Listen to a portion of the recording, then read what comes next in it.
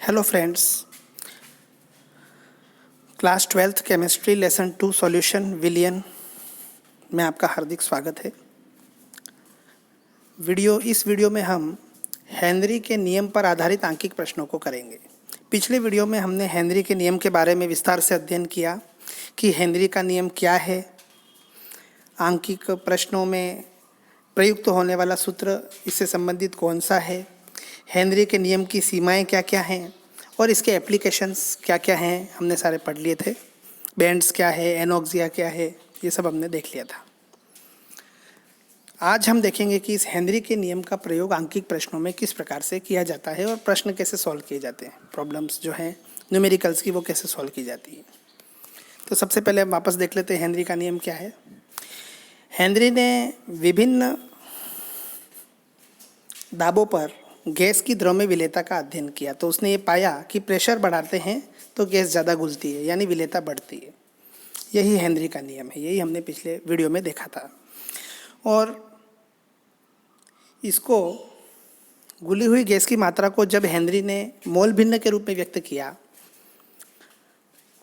तो मोल भिन्न को हम एक्स कहते, तो एक्स समानुपाती पी, एक्स समानुपाती चिन्ह हट जाएगा तो समानुपाती किससे रंग आएगा, के डैश पी, के डैश इक्वल टू 1/KH। ये हम सब देख चुके हैं पिछले वीडियो में, जहाँ KH हेनरी स्थिरांक है। तो x बराबर 1/KH इंटू पी, तो P बराबर KHX। ये अपना मूल सूत्र जो मैंने आपको बताया था आंकिक प्रश्नों में मुख्य रूप से उपयोग में आने वाला सूत्र यही है, P बराबर KHX। P क्या है, साम्यावस्था में द्रव पर गैस द्वारा लगाया गया दाब P। KH क्या है, हेनरी स्थिरांक जो कि हमेशा दाब के पदों में होगा। और x क्या है, गैस की मोल भिन्न, ये x है। अगर किसी विलयन में एक से अधिक गैस हो तो दाब की जगह आंशिक दाब प्रयुक्त होगा, ये ध्यान रखना है। और ये सब मैंने आपको पिछले वीडियो में बता दिया था। अब हम इस सूत्र के आधार पर हेनरी के नियम से विभिन्न आंकिक प्रश्नों को सॉल्व करने की कोशिश करते हैं। देखिए,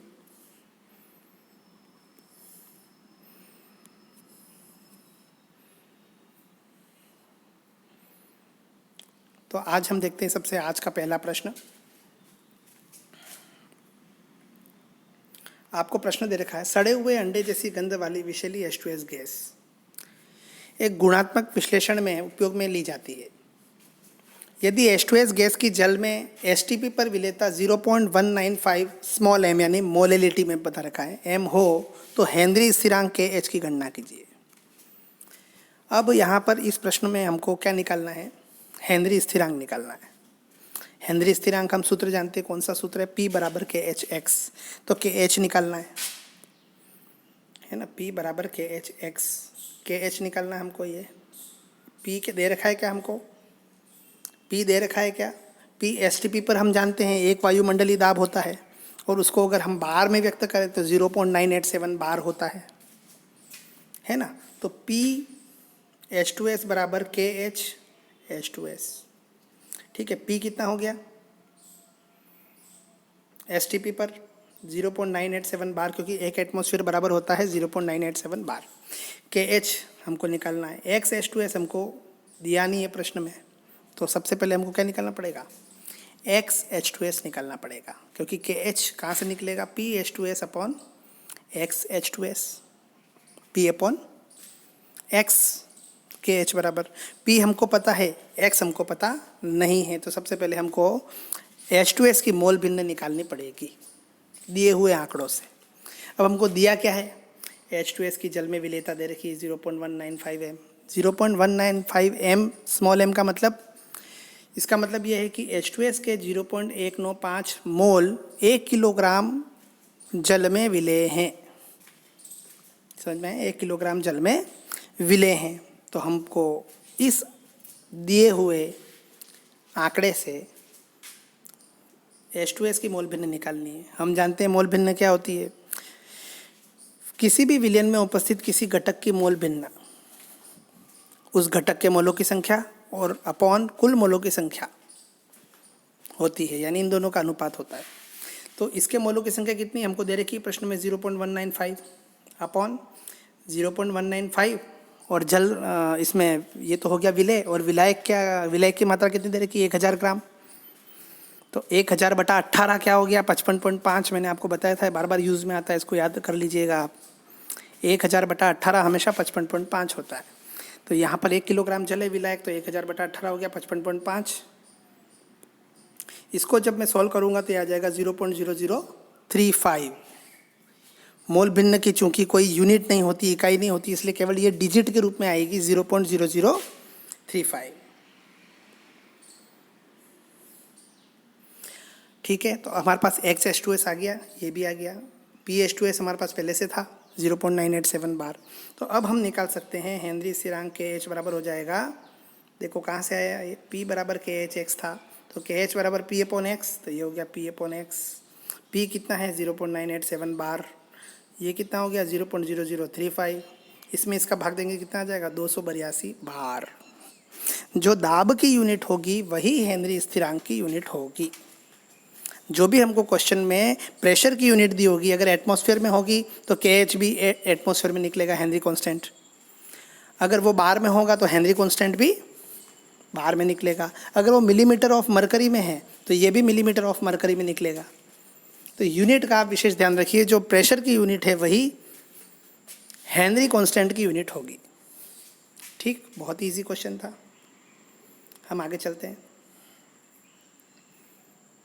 क्वेश्चन नंबर 2 हेनरी स्थिरांक से संबंधित। 298 केल्विन पर CO2 गैस की जल में विलेयता के लिए KH दे रखा है 1.67 × 10⁸ पास्कल। अब यहाँ पर हमको KH यानी प्रेशर की यूनिट पास्कल में दे रखी है ना। दाब की इकाई है ये। तो 500 मिलीलीटर सोडा जल 2.5 एटमॉस्फेयर दाब पर बंद किया गया है। तो 298 केल्विन ताप पर CO2 की मात्रा की गणना कीजिए। सोडा वाटर में क्या होता है, सोडा जल यानी सोडा वाटर, जो मार्केट में सोडा वाटर मिलता है उसके अंदर क्या है, पानी के अंदर कार्बन डाइऑक्साइड है और कुछ भी नहीं है, अंदर सोडा नहीं है ना। आपने पढ़ा भी होगा कहीं बुक्स में कि सोडा वाटर में सोडा नहीं होता। बिल्कुल सही है, सोडा वाटर में सोडा नहीं होता। सोडा वाटर में तो पानी के अंदर कार्बन डाइऑक्साइड गैस होती है। अब हमको निकालना क्या है यहाँ पर, CO2 की मात्रा की गणना। जब भी हमको CO2 की मात्रा या गैस की मात्रा की बात की जाए तो आप समझ जाना कि हमको निकालनी है इसकी मोल भिन्न। क्या निकालनी है, इसकी मोल भिन्न निकालनी है हमको। ठीक है, और अगर आपको मात्रा ग्राम में पूछी हो तो आप ग्राम में भी निकाल सकते हैं, या तो मोल में निकालिए, मोलों की संख्या निकालनी है आपको, मोल भिन्न निकालनी है, मोल भिन्न से मोलों की संख्या निकालनी है, और मोलों की संख्या से हमको ग्राम में मात्रा निकालनी है।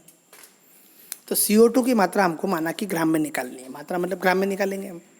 कैसे निकालेंगे, ठीक है, देखो हमारे पास एक ही सूत्र है हेनरी स्थिरांक से रिलेटेड, KH दे रखा है ना हमको, सूत्र तो एक ही है हमारे पास, कौन सा, P बराबर KHX। यहाँ पर कार्बन डाइऑक्साइड के लिए बात की, इसलिए हम सूत्र कौन सा लगाएंगे, PCO2 equal to KH into XCO2। अब हमको PCO2 दे रखा है, कितना दे रखा है, दे रखा है क्या 2.5 एटमॉस्फेयर दे रखा है, 2.5 एटमॉस्फेयर दे रखा है। लेकिन 2.5 एटमॉस्फेयर दे रखा है PCO2, और हमको जबकि KH क्या दे रखा है, पास्कल में दे रखा है। तो या तो दोनों को एटमॉस्फेयर में बदलो या दोनों को पास्कल में बदलो, यूनिट सेम होनी चाहिए। मीटर में किलोमीटर नहीं जोड़ सकते भैया, मीटर में मीटर ही जुड़ेगा, किलोमीटर में किलोमीटर ही जुड़ेगा। या तो उसको दोनों इकाइयों को मीटर में बदल दो या दोनों को किलोमीटर में बदल दो, ऐसे ही करते ना हम। तो इसी प्रकार से यहाँ पर दाब की दो अलग अलग यूनिट नहीं चलेगी, उन दोनों को किसी एक यूनिट में बदलना पड़ेगा।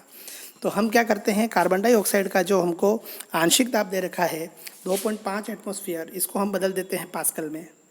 तो 1 एटमॉस्फेयर बराबर होता है 1.0325 इंटू 10⁵ पास्कल। तो हमने क्या बदल दिया, इसको पास्कल में बदल दिया, ये हो गया 2.533 इंटू 10⁵ पास्कल, ये आ गया हमारे पास।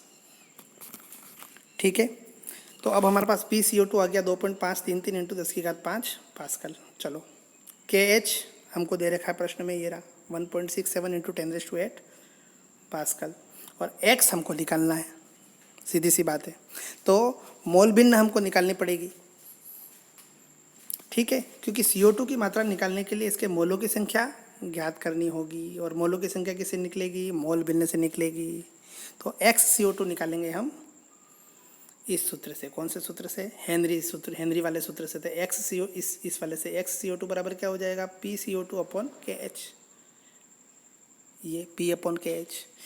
तो हम 2.533 इंटू 10⁵ पास्कल में अपॉन 1.67 इंटू 10⁸ पास्कल, पास्कल से पास्कल कट गया, यूनिट से यूनिट, और हम जानते हैं मोल भिन्न की कोई इकाई नहीं होती।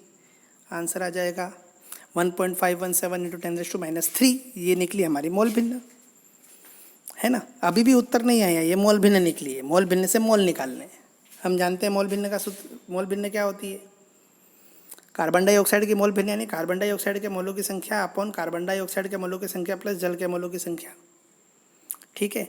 अच्छा, एक चीज़ और बता दूं आपको, जब भी इस प्रकार की सिचुएशन आ जाए कभी भी एग्जाम के अंदर, मोल भिन्न निकालते हैं, जब भी हम ऐसी वैल्यू रखते हैं NCO2 upon NCO2 plus NH2O, तो हमेशा याद रखिए आप कि इसमें इसको नेग्लिजिबल कर दीजिए, विलेय की मात्रा, विलेय की मोल को, विलेय के मोलों की संख्या को आप नेग्लिजिबल कर दीजिए। समझ में आया आपको? वो इसलिए कह रहा हूँ मैं, इससे आपकी कैलकुलेशन बहुत इजी हो जाएगी। अगर आप इसको पूरे को सोल्व करने जाएंगे तो आपकी कैलकुलेशन बहुत टफ हो जाएगी। आप यहाँ पर NCO2 रख रहे हैं, यहाँ पर भी NCO2 रखेंगे, तो फिर वो इक्वेशन थोड़ी सी सॉल्व करने में टफ हो जाएगी। अब हमको समय भी बचाना है और हमारा आंसर भी एग्जैक्ट आना चाहिए।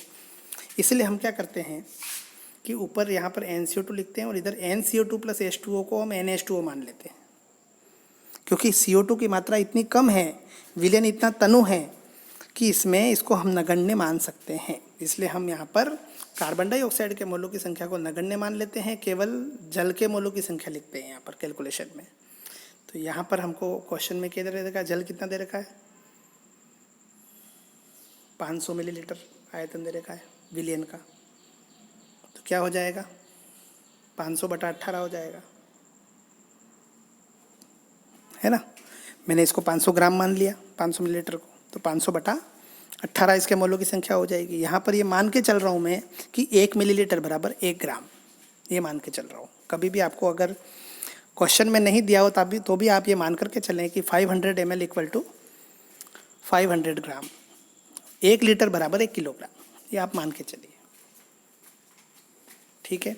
अब हम NCO2 यानी कार्बन डाइऑक्साइड के मोलों की संख्या निकल जाएगी, क्या निकल जाएगी, 1.517 इंटू 10⁻³ इंटू 500/18, ये आ गया अपना 42.14 इंटू 10⁻³ मोल।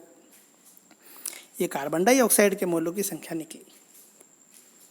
ठीक है, लेकिन हमको मात्रा चाहिए ग्राम में। हम जानते हैं मोलों की संख्या को अगर मोलर मास से मल्टीप्लाई कर दें तो पदार्थ की मात्रा ग्राम में आ जाएगी। तो ये जो मोलों की संख्या निकली हमारे पास, इसको हम कार्बन डाइऑक्साइड के मोलर मास यानी 44 से गुणा कर देंगे तो ग्राम में मात्रा आ जाएगी, वो आ जाएगी 1.854 ग्राम। तो आपने देखा कि हेनरी के सूत्र की सहायता से हमने कितनी आसानी से इस क्वेश्चन के अंदर CO2 की मात्रा ज्ञात कर ली, है ना। जबकि हमको दिया क्या था, हेनरी स्थिरांक का मान दिया था, है ना, विलयन का आयतन दिया था और प्रेशर दिया था। हमने अंदर मात्रा निकाल ली। कितनी आश्चर्य की बात है, देखो। तो ये जो सूत्र हैं वो वास्तव में कितने उपयोगी है वो आप कल्पना कर सकते हैं कि मात्र हमको अगर हेनरी कांस्टेंट का मान पता हो और वॉल्यूम पता हो सॉल्यूशन का और प्रेशर पता हो तो हम उसके अंदर कितनी गैस घुली हुई है ये निकाल सकते हैं, है ना। आश्चर्य की बात। तो ये है हेनरी स्थिरांक के सूत्र का प्रयोग। अब हम आगे चलते हैं। अगला प्रश्न, 1 एटमॉस्फेयर दाब पर 1 लीटर जल 25 डिग्री सेल्सियस पर 0.02 नाइट्रोजन गैस घुली है एक जल में, 1 लीटर जल में। तो KH का मान निकालना है, यानी हेनरी स्थिरांक का मान निकालना है, सीधी सी बात है। ठीक है। अब हम जानते हैं P बराबर क्या है, KHX, ये सूत्र है जिसमें P क्या दे रखा है हमको, 1 एटमॉस्फेयर। KH हमको निकालना है, X हमको पता नहीं है, इसका मतलब हमको पहले क्या निकालना है, X निकालना पड़ेगा। क्या निकालना पड़ेगा, X निकालना पड़ेगा, है ना। KH निकलेगा P अपॉन X से। P तो पता है, X पता नहीं है, ये तो पता है। तो सबसे पहले हम नाइट्रोजन की मोल भिन्न निकालेंगे। चलो, नाइट्रोजन की मोल भिन्न कैसे निकालेंगे, हमको पता है, ये सूत्र लगेगा, नाइट्रोजन के मोलों की संख्या अपन कुल मोलों की संख्या। हम जानते हैं नाइट्रोजन के मोलों की संख्या क्या है, नाइट्रोजन की मात्रा कितनी दे रखी है? 0.02 ग्राम। तो मोलों की संख्या कैसे निकालते हैं? पदार्थ की मात्रा ग्राम में अपॉन मोलर मास। नाइट्रोजन का मोलर मास कितना होगा? 14 दूनी 28। तो 0.02 अपॉन 28 क्या हो गया? नाइट्रोजन के मोलों की संख्या अपॉन विलायक के मोलों की संख्या। 1 लीटर जल है यानी 1000 ग्राम, तो 1000/18। जब इसको मैं सोल्व करूंगा मेरे पास आ जाएगा 1.29 इंटू 10⁻⁵ केवल डिजिट, क्योंकि ये मोल भिन्न है, मोल भिन्न की कोई इकाई नहीं होती। ठीक है, अब मेरे पास आ गया ये XN2। अब मैं निकाल सकता हूँ KH। क्या हो जाएगा? KH equal to P/X। P कितना है? 1 एटमॉस्फेयर। और X मैंने अभी निकाला 1.29 इंटू 10⁻⁵। 1 में इसका भाग देंगे तो आंसर आ जाएगा 7.75 इंटू 10⁴ एटमॉस्फेयर। जो दाब की इकाई थी वही KH की इकाई होगी। चूँकि दाब एटमॉस्फेयर में था, वायुमंडल में था, इसलिए हेनरी स्थिरांक भी वायुमंडल में ही होगा। ठीक है, तो इस प्रकार से आप क्वेश्चन बहुत आसानी से कर सकते हैं, कोई दिक्कत वाली बात नहीं है। और क्वेश्चन देखते हैं अपन, आपको और समझ में आ जाएगा। देखिए, 298 केल्विन पर मेथेन की बेंजीन पर मोललता का हेनरी स्थिरांक 4.27 इंटू 10⁵ मिलीमीटर ऑफ मरकरी है। यहाँ पर दाब की इकाई मिलीमीटर ऑफ मरकरी में ली है। देखो, हर क्वेश्चन में अलग अलग प्रेशर की यूनिट यूज़ की गई है। 298 केल्विन और 760 मिलीमीटर मरकरी दाब पर मेथेन की बेंजीन में विलेयता ज्ञात कीजिए। मेथेन की बेंजीन में विलेयता का मतलब है मेथेन की बेंजीन में मोलों की संख्या निकालनी है। मोलों की संख्या निकालने का मतलब मोल भिन्न निकालनी पड़ेगी। ठीक है ना?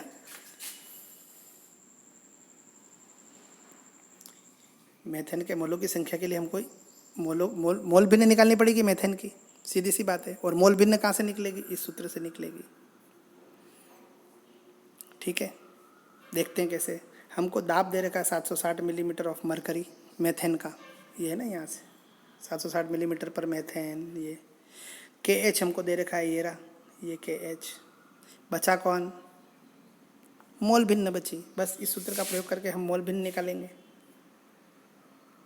तो X बराबर P/KH 760/4.27 इंटू 10⁵ ये आ जाएगा 1.78 इंटू 10⁻⁻3। अब मोल भिन्न है इसलिए इसकी इकाई है नहीं, है तो केवल डिजिट में आएगा।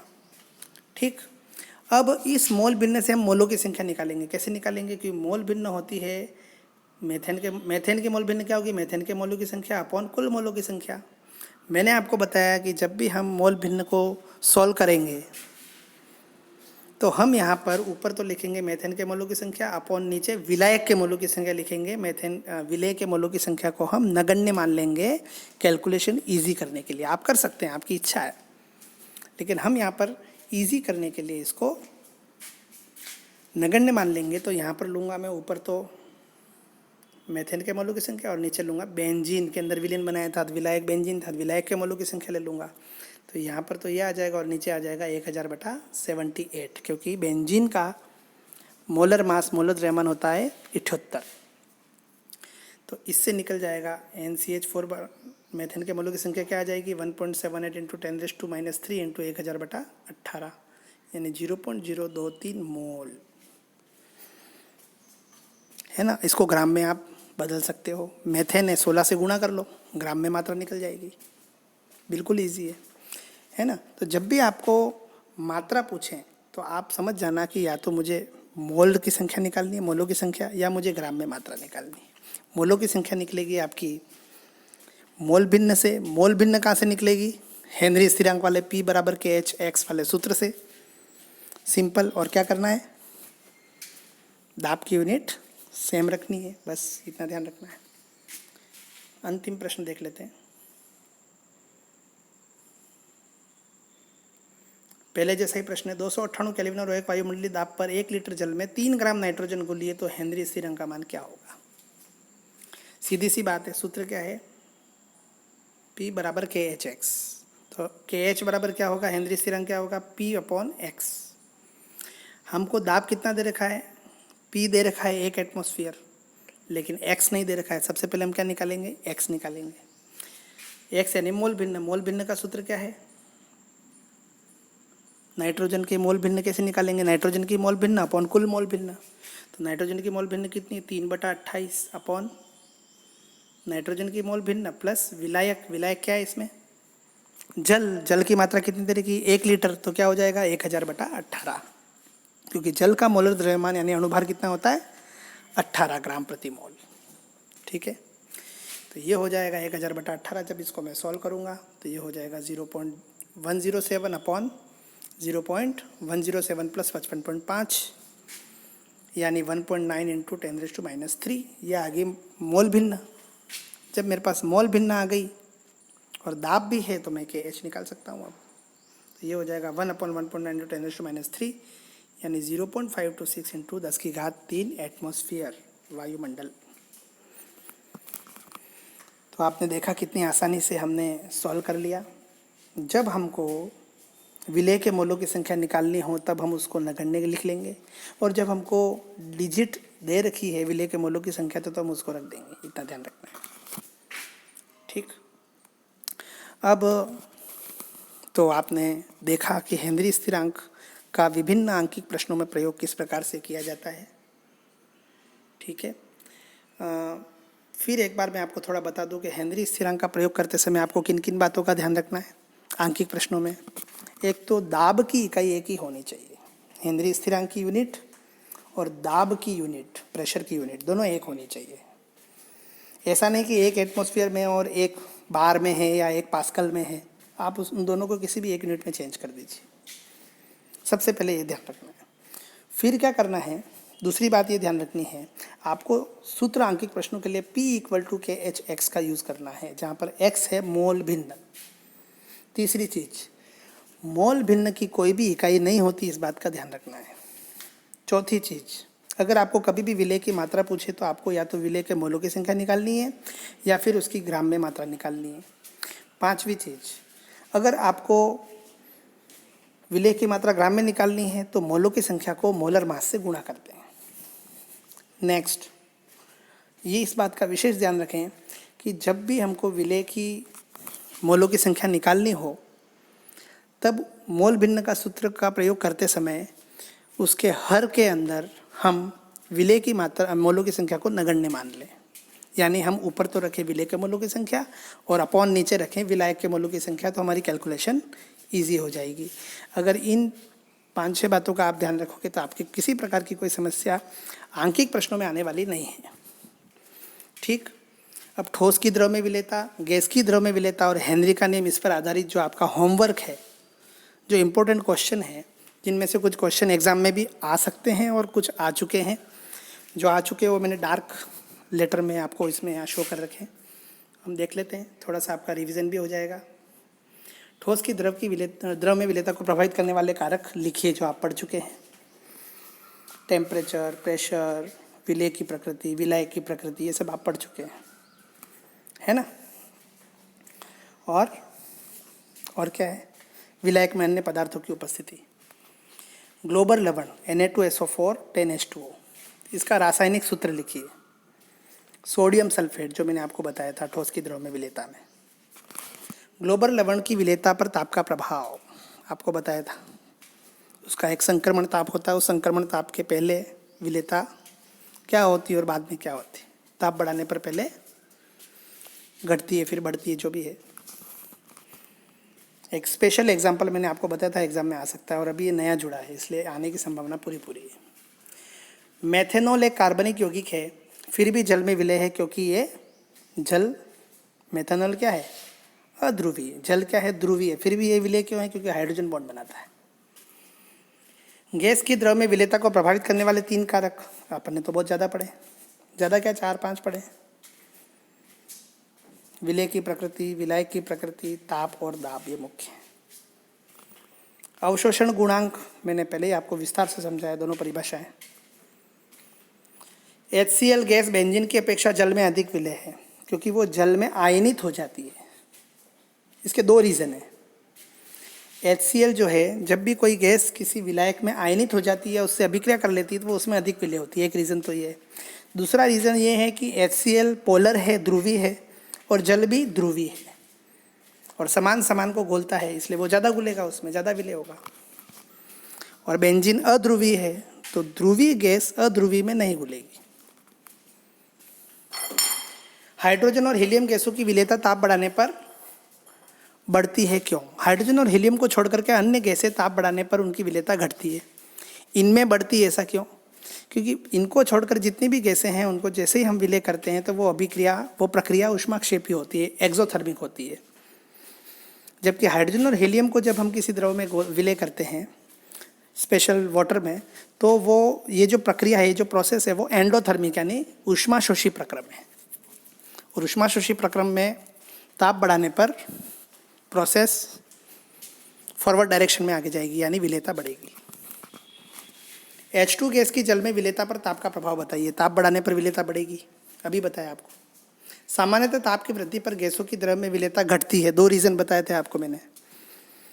एक तो ज़्यादातर गैसें जो होती है वो गुलने पर ऊष्माक्षेपी प्रक्रम होने के कारण ताप बढ़ाने पर विलेयता घटती है, और दूसरा ये बताया था कि इनकी काइनेटिक एनर्जी बढ़ जाती है सतह के अणुओं की, तो वो पृष्ठ के द्रव के पृष्ठ को छोड़ करके बाहर निकल जाते हैं उनकी गतिज ऊर्जा बढ़ जाने से। नेक्स्ट है ताप बढ़ाने पर CO2 की विलेयता घट जाती है, क्यों? सेम रीज़न जो अन्य गैसों की विलेयता घटती है वो 2 रीज़न इसमें लिखने। हेनरी का नियम लिखिए, इसकी सीमाएं क्या हैं? मैंने आपको विस्तार से बताया, आप लिख सकते हैं देख करके और पिछले वीडियो में जा करके। हेनरी के नियम के कोई 2 अनुप्रयोग लिखिए। बहुत सारे अनुप्रयोग लिखा है मैंने, विशेषकर इसमें 2 स्पेशल आपको क्वेश्चन दिए थे, एक तो बैंड्स और एक एनोक्सिया से रिलेटेड। हेनरी के नियम का गणितीय रूप लिखिए, P = KHx, ये इसका गणितीय रूप है। ताप बढ़ाने पर हेनरी स्थिरांक पर क्या प्रभाव पड़ता है? ताप बढ़ाने पर हेनरी स्थिरांक बढ़ता है और विलेयता घटती है, ये भी आपको मैंने बता रखा है। हेनरी स्थिरांक का गैस की विलेयता पर प्रभाव बताइए। हेनरी स्थिरांक और गैस की विलेयता व्युत्क्रमानुपाती होती है इसकी। हेनरी स्थिरांक बढ़ेगा, हेनरी कांस्टेंट बढ़ेगा तो विलेयता यानी सॉल्युबिलिटी कम होगी, और ये कम होगा तो सॉल्युबिलिटी बढ़ेगी। रेफ्रिजरेटर से प्याज निकालकर काटना एक साधारण ताप पर प्याज काटने की अपेक्षा आरामदायक होता है, क्यों? क्योंकि नॉर्मल रेफ्रिजरेटर के अंदर क्या है, टेम्परेचर कम है, तो उसके अंदर जो गैस है वो अंदर घुली हुई है, बाहर नहीं निकल रही है। बाहर नॉर्मल टेम्परेचर के अंदर ताप बढ़ जाता है, ताप बढ़ने से उसके अंदर जो घुली हुई गैस है, सल्फर वगैरह, सल्फर डाइऑक्साइड वगैरह, वो बाहर निकलती है, और बाहर निकलने से हमारी आँखों के अंदर जाती है, और वहाँ पर एसिड बनने के कारण हमको आंसू आने लगते हैं। अमोनिया की बोतल खोलने से पहले उसे ठंडा किया जाता है, क्यों? सीधी सी बात है, सिंपल कंसेप्ट है कि ताप बढ़ाने पर विलेयता घटती है, तो ताप कम करने पर विलेयता बढ़ेगी, तो ठंडा करने पर वो गैस उसमें अंदर विलय हो जाएगी, तो खोलने पर एकदम से बाहर नहीं निकलेगी, तो हम सुरक्षित रहेंगे, इसलिए उसको ठंडा करके फिर खोला जाता है। कोल्ड ड्रिंक का भी यही सिद्धांत है ना। NH3 और HCl गैसों पर हेनरी का नियम मान्य नहीं होता, क्यों? हेनरी का नियम वही मान्य होता है जहाँ पर गैसें विलायक से अभिक्रिया न करें या उसके अंदर आयोनाइज्ड न हो।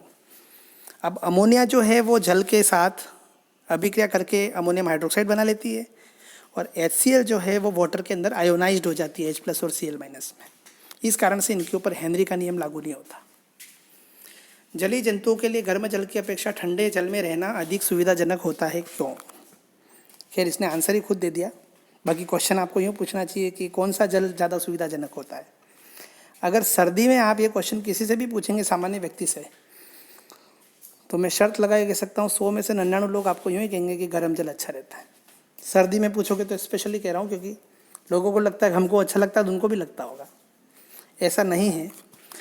ठंडे जल में जलीय जीव जंतु ज़्यादा सुविधाजनक स्थिति में रहते हैं, क्योंकि हम जानते हैं कि टेम्परेचर बढ़ाने पर गैस की विलेयता घटती है, और चाहे कोई भी जीव हो, जीवित जीव हो, उसको जीने के लिए ऑक्सीजन चाहिए, चाहे पेड़ पौधे हो, चाहे इंसान हो, चाहे जलीय जीव जंतु हो, कोई भी जीव जंतु हो, उसको ऑक्सीजन चाहिए।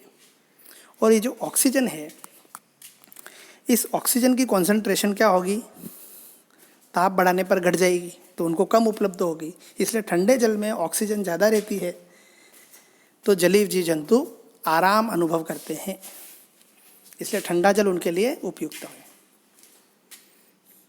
222.6 ग्राम एथिलीन ग्लाइकोल और 200 ग्राम जल मिलाकर प्रति मिश्रण बनाया गया। विलयन की मोललता ज्ञात कीजिए। विलयन का घनत्व 1.072 ग्राम प्रति मिलीलीटर, तो विलयन की मोललता भी ज्ञात कीजिए। ये क्वेश्चन यहाँ पर गलत आ गया, ये कॉन्सेंट्रेशन वाला क्वेश्चन है और आपको विस्तार से समझा रखा है, तो आप इजीली कर सकते हैं, आंकड़े दे रखे हैं आपको। तो ये आपका इस लेसन रिलेटेड कुछ इम्पोर्टेंट क्वेश्चन थे। इन क्वेश्चंस को आप कीजिए, आराम से कीजिए, बिल्कुल थॉरोली पढ़िए, कोई किसी प्रकार की कोई समस्या नहीं है। सॉल्यूशन के न्यूमेरिकल से बच्चे घबराते हैं, लेकिन इतने कठिन प्रश्न नहीं हैं। आप अपने हाथ से 1-2 बार करेंगे तो आपको समझ में आएगा। आप ये सोचेंगे केवल मैं पढ़ रहा हूँ, मोबाइल में देख रहा हूँ, मोबाइल में देखने से कभी कोई नॉलेज नहीं मिलता है। हाथ में पेन होना चाहिए और पेन उस कागज़ पर चलना चाहिए, कॉपी में चलना चाहिए, ऑटोमेटिक आपको समझ में आएगा। इस सब्जेक्ट की विशेषता यही है, समझ में नहीं आता है तो भी पढ़ो। एक बार पढ़ोगे, दूसरी बार पढ़ोगे और समझ में आएगा, तीसरी बार पढ़ोगे और ज़्यादा समझ में आएगा। जितनी ज़्यादा प्रैक्टिस करोगे उतना आपको समझ में आता चला जाएगा।